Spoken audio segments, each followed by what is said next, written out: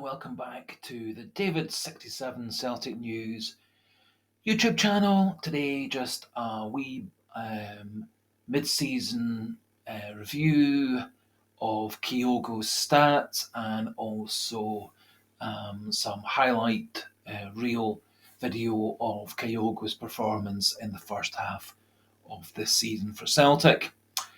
Still waiting for finalisation of the Nicholas Kuhn transfer. Celtic said to be in for lots of other different players. Rumours start, rumours finish, and often things seem to be contradictory from one day to the next.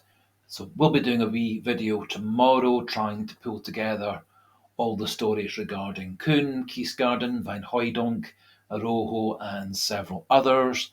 Plus, we'll be doing a review of the Celtic women's team who won 9-0 today in the Women's Premier League in Scotland and are remaining second behind Rangers in the Women's League. So, cracking on with the little review of Kyogo's mid-season. I think a lot of people would agree that Kyogo's not quite been on top form this season. 10 goals, 3 assists in his 29 appearances, which is down on his last couple of seasons at Celtic and down on his performance in last season. He played in the Japanese J-League before his transfer to us. So just going to put in a wee 3 or 4 minute highlight reel of Kyogo's goals and performances for Celtic so far this season. Full video is available via Ultras FC TV YouTube channel.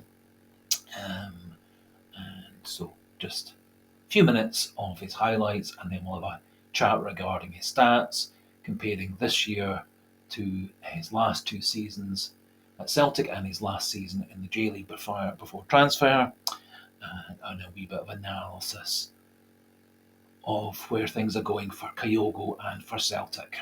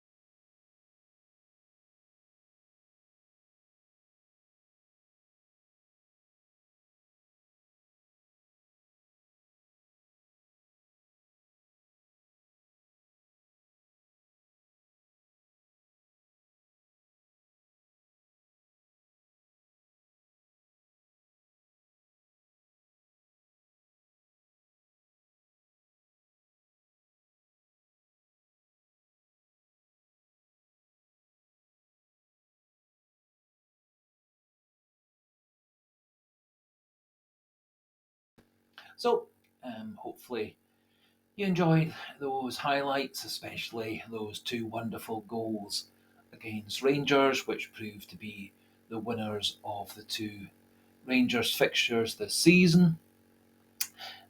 As I said in the first part prior to the video break, Kyogo this season, 29 games, so he's been an ever present, 10 goals, 3 assists, and over that time, 1 goal every 206 minutes, which is down on previous years. His Celtic career, Kyogo, 112 appearances, 64 goals, 13 assists, and so his number of goals at halfway through the season down on his first season and down on his second season. Just analysing things a wee bit further, in the 23-24 season thus far, so in essence half the season, Kyogo 40 shots, however just 45% of those shots on target and a 20% success rate, so 1 goal every 5 shots. In comparison to last season, the 22-23 season, 73 shots with 56% on target and a 34.25% success rate for shots per goal, and so 1 goal every 2.9 shots. And in his first season for Celtic, which was curtailed by injury, 39 shots with a 59% on target success rate, and the 1 goal every 3.2 shots, so a 30.8 success rate for shots to goals. So you can see that his number of shots is down, his success rate on targets is down, and his shots per goal is down this year compared to his last 2 seasons, and those also are lower than his comparisons in his last season in Japan, when his shots on target success rate was 53.5, 1 goal per 3.7 shots, and a 27% success rate for shots to goals. Quite a number of reasons for that. I think at the start of the season, Brendan Rodgers seemed to quite dramatically change how he wanted Kyogo to play. As you can see from quite a number of the highlights, Kyogo was having a starting point, sometimes on the halfway line, sometimes even coming back into the Celtic half to get the ball. Rodgers seemed to want Kyogo to play deeper and deeper, and wanted the wide players to get in behind and O'Reilly to get in behind. I think it's pretty clear from many of the goals and chances he's had, he works by far the best deep in the opposition half, right on the shoulder of the last defender, spinning around, using his great pace to outpace the defenders. He's not really, for me, strong enough or robust enough or good enough in the air to be coming deeper to hold up the ball and get players playing off him and going past him. That works best for a taller, stronger player like O, or potentially Sidney van Hooijdonk if we chose to go down that route. Rodgers rather bemusingly said that it was Kyogo's fault for coming too deep and too back near the halfway line. I can't see Kyogo doing that off his own bat. And it's another example of Rodgers not taking responsibility for dodgy tactics. Happily, deeper and deeper into the season, Kyogo's been playing further and further up, and Kyogo's at his best when other players are getting into the box with him, setting him up, taking defenders away, giving him that little bit of a gap, and also, as I said, by far the best when he's playing on that last shoulder, beating the defenders for pace or being played in by clever passes by Palmer, O'Reilly, McGregor, etc. Kyogo, for me, is a great player. I really hope that in the second half of the season he'll kick on. We have to remember he is still Celtic's joint top scorer so far this season with 10, which is equal to Matt O'Reilly. I think the more he and Palmer play together, the more he and Abada play together, the better. If Kuhn does come in, hopefully he's a better player than he appears to be from his stats and from the video footage of his time in Austria. I think if Kyogo's given good service, he will score goals. I think he's a player also where a degree of confidence is required. One of my other concerns with Kyogo is he's played all 29 games this season, come off as a sub 21 times. He has actually shown in several games he can play well as one of a front two along with O. That worked particularly well against St Mirren when O scored the winning goal late in the match with the assistance of Kyogo in the setup. And also Kyogo, I think, has that ability to play off a bigger striker, and so if Sidney van Hooijdonk is signed in the winter window, as is a possibility at this stage, they could easily form a good partnership with Kyogo playing off of Van Hooijdonk.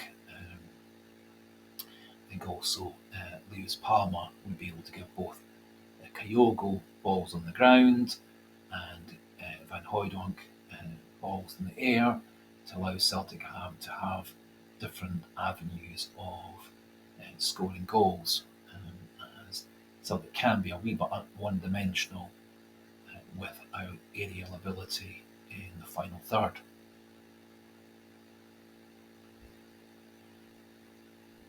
A couple other wee bits of interesting stats as I was going through his various stats on the transfermarket.com site.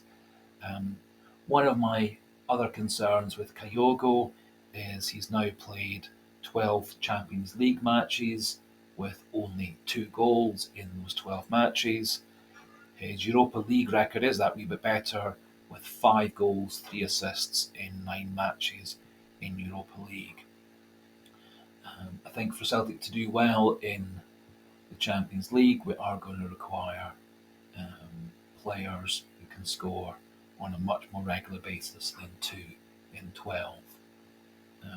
I am very hopeful that Celtic will make a couple of good signings in the winter and maybe 3 or 4 good signings in the summer to strengthen midfield, give Kyogo a partner and competition up front. I think it's no real coincidence that Kyogo's most successful period at Celtic was when he and Giakoumakis were competing for being the first choice striker. Had the dual impetus of one player having to force their way into the team and having got into the team as the first choice, stay in the team as the first choice. Also, obviously, gave Ange Postecoglou quite a bit of leeway for resting Giakoumakis or resting Kyogo and playing them together at times. And I think, as can be seen in this season, the fact that O hasn't been quite so productive as would be hoped, and that there is no real other player vying for Kyogo's position up front.